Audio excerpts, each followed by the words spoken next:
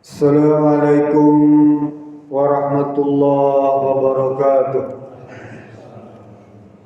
Alhamdulillahilladzi at'amana bin ni'matil istiqlal min biladina al-Indonesia. Asyhadu an la ilaha illallah wa asyhadu anna Muhammadan abduhu wa rasuluh. Allahumma salli ala sayyidina Muhammad wa ala alihi wa sahbihi wa mawala. Di dalam sebuah hadis yang diriwayatkan oleh Jabir bin Abdullah radhiyallahu anhu, qala Nabi sallallahu alaihi wasallam, raja'tum min jihadil asghar ila jihadil akbar. Qila ya Rasulullah, wa ma jihadul akbar?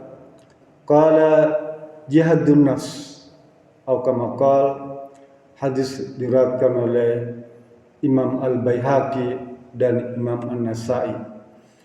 Beberapa ulama memang mendhaifkan hadis ini, tetapi karena ada hadis lain yang semisal yang memperkuat hadis ini, sehingga banyak ulama juga mensahihkannya.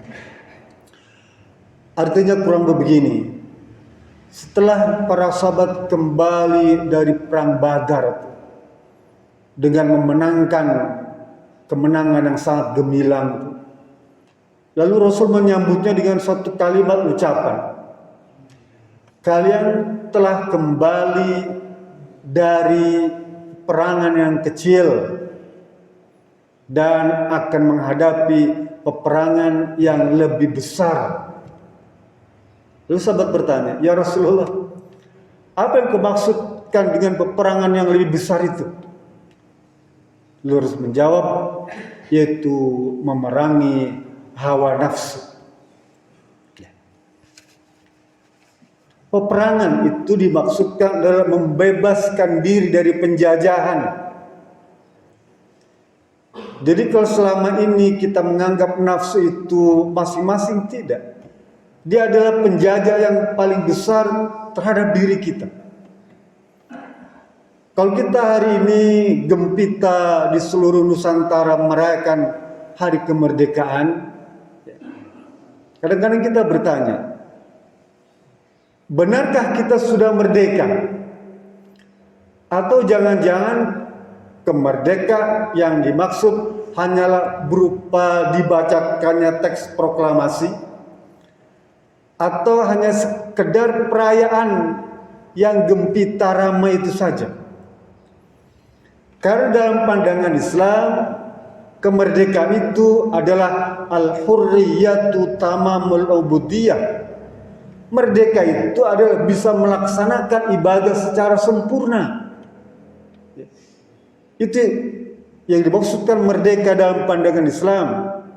Kita bisa melaksanakan seluruh rangkaian ibadah itu, seluruh syariat Islam itu, seluruh hukum Islam itu dengan sempurna. Itulah yang dimaksudkan kemerdekaan dalam pandangan Islam. Kalau sekarang kita bisa saksikan hampir seluruh produk yang kecil, sampai produk yang besar, itu adalah produk impor. Mananya kita dijajah. Hampir di seluruh provinsi banyak tenaga kerja asing yang mengesampingkan tenaga kerja lokal. Mananya kita dijajah. Negeri ini dikungkung oleh hutang ribuan triliun berbasis riba. Mananya secara ekonomi kita dijajah. Secara hukum kita pun masih menggunakan hukum-hukum dari barat. Mananya kita masih dijajah. Secara politik kita sangat bergantung pada politik luar negeri global, mana kita masih dijajah. Secara militer, persenjataan, adakah produk lokal yang kita bisa banggakan? Tidak. Hampir semua persenjataan militer dari segi keamanan kita bergantung pada asing. Mananya kita memang belum merdeka yang sebenar-benarnya. Betullah apa yang diucapkan oleh para ulama tentang bahwa kemerdekaan itu harus bisa membebaskan diri kita daripada pengaruh-pengaruh asing. Hadirin ya rahmatullah subhanahu wa ta'ala. Mari kita sama-sama memeriksa batin kita. Apakah kita betul-betul sudah bisa melepaskan diri dari penjajahan, baik yang sifatnya dhahiriyah maupun batiniyah.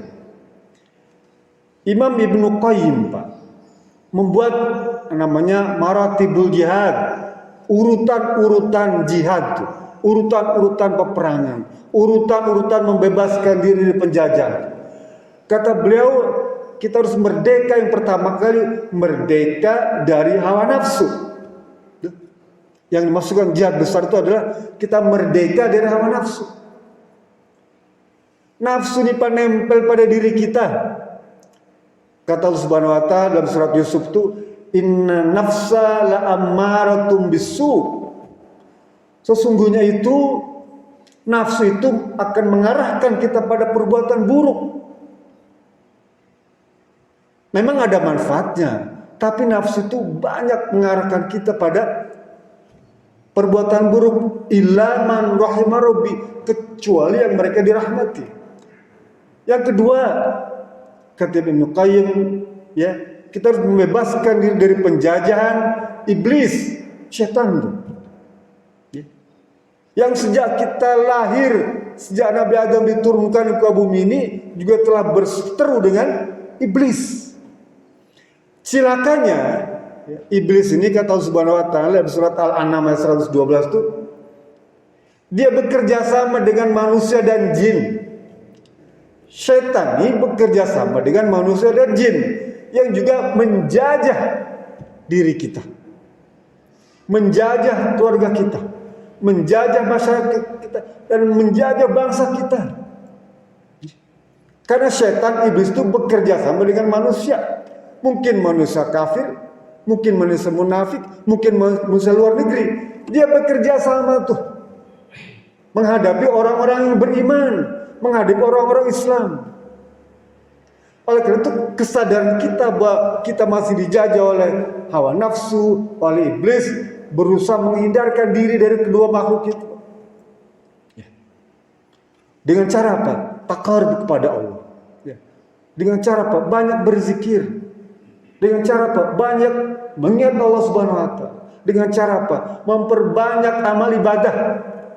Kita bisa melepaskan diri daripada hawa nafsu dan iblis, setan beserta kumpul-kumpulannya tuh, para pengikut setan dan iblis tuh. Yang ketiga, kata Ibnu Qayyim dalam maratibul jihad itu, kita harus bisa melepaskan diri dari penjajahan orang kafir. Orang kafir ini memang Allah ciptakan untuk memusuhi orang Islam. Setuju tidak setuju, ikhlas tidak ikhlas, ridho tidak ridho, sadar tidak sadar, Allah telah berfirman di Quran. Oleh karena itu kita harus berhati-hati terhadap mereka nih Pak, orang-orang kafir ini. Yang juga bekerja sama dengan setan iblis. Kita bisa buktikan bagaimana negeri kita porak-poranda. Dia keruk sumber daya alamnya, habis alamnya, asetnya semua. Seperti Dracula Pak, nyedot darah kita tuh sampai kurus kering kita nih Pak. Disedot darahnya orang-orang kafir Pak. Dijarah harta bangsa ini. Bukan kalau dulu yang menjajah tuh orang-orang barat. Sekarang yang menjarah ini juga orang-orang timur. Ikut-ikutan menjarah negeri ini. Sampai kurus kering kita nih Pak, disedot. Kayak Dracula nyedot darah tuh. Kayak vampir tuh, disedot darah kita tuh. Sampai habis Pak. Memang bagi sebagian orang tidak terasa. Tapi mayoritas bangsa ini merasakan itu semua. Dan kasat mata jelas kelihatan itu semua. Dan yang keempat, kata Ibnu Qayyim, kita harus berusaha juga membebaskan diri kita dari orang-orang munafik nih. Kadang-kadang orang munafik ini mengekor dengan orang-orang kafir itu. Karena menganggap orang kafir itu kuat, maka dia mengekor. Bahkan membantu mereka itu semua. Untuk apa? Untuk mencengkramkan kakinya, untuk pasang kuda-kuda di negeri kita, supaya kita tetap menjadi bangsa yang terjajah dan bangsa yang sangat bergantung pada orang-orang lain. Bapak dan Allah Subhanahu wa taala. Di kesempatan kita mensyukuri nih Pak. Nah, perayaan hari kemerdekaan ini ya, maka kita harus tahu Pak. Kita ini orang Islam. Bagaimana cara bersyukur atas nikmat kemerdekaan yang Allah berikan itu? Rasul mengajarkan kita. Siti Aisyah pernah tanya, "Ya Rasulullah suamiku, kenapa sih kami ini kan sudah diampuni dosanya, sudah dimaksum, sudah dijaga perbuatannya pasti baik, baik dulu, sekarang maupun nanti. Kenapa engkau masih repot-repot sholat malam sampai kakimu bengkak-bengkak begini?" Rasul nih, dia orang hamba Allah yang sudah dimaksum, dijaga perbuatannya, dosanya diampuni. Tapi dia masih mau melakukan sholat malam sampai kakinya bengkak-bengkak. Saking apa? Saking lamanya dan saking banyaknya rakaat. Apa jawab beliau? Afal akun abdan syakura. Apa enggak boleh kalau saya ini menjadi hamba Allah yang selalu bersyukur atas nikmat? Maknanya apa? Bersyukurlah dengan cara ibadah tuh. Terlalu banyak contoh ibadah, juga terlalu banyak contoh yang bukan ibadah. Penjelasannya terlalu rinci. Tapi kalau kita ingin bersyukur, cara Islam bersyukur itu begitu. Apa? Ibadah.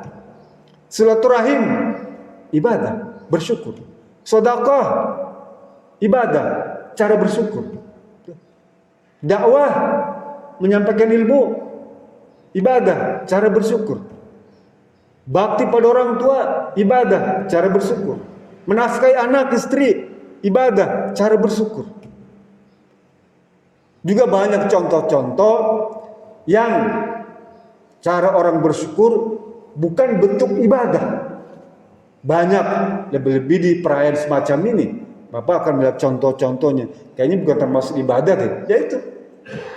Tapi orang Islam dituntut untuk bersyukur dengan cara bentuk ibadah. Apa janjinya? Lain syakartum bal azidannakum.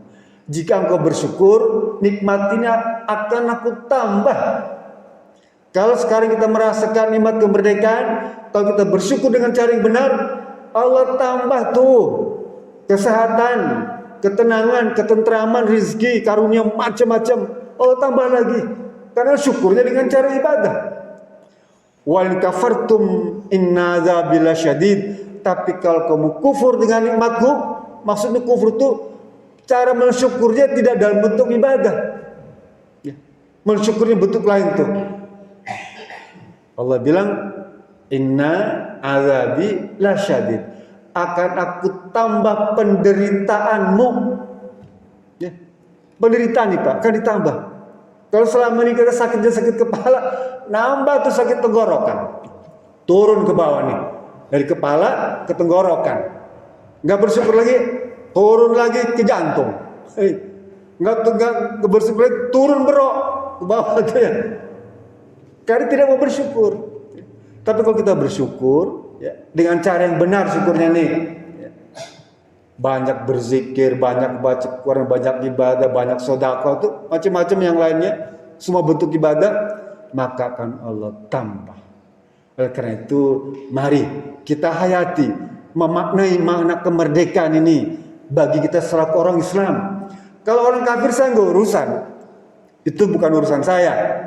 Saya tidak punya kewajiban untuk mendakwakan kepada mereka, membimbing mereka. Tapi saya punya kewajiban membimbing sesama Muslim. Saya ingatkan, ya, nih orang Islam nih, supaya beriman dan bertakwa. Cara bersyukurnya begini nih. Nah, gitu ya. Mudah-mudahan ini menjadi sebuah tambah ilmu bagi kita yang kita diberi kemudahan untuk memahaminya dan mengamalkannya. Billahi Assalamualaikum warahmatullahi wabarakatuh.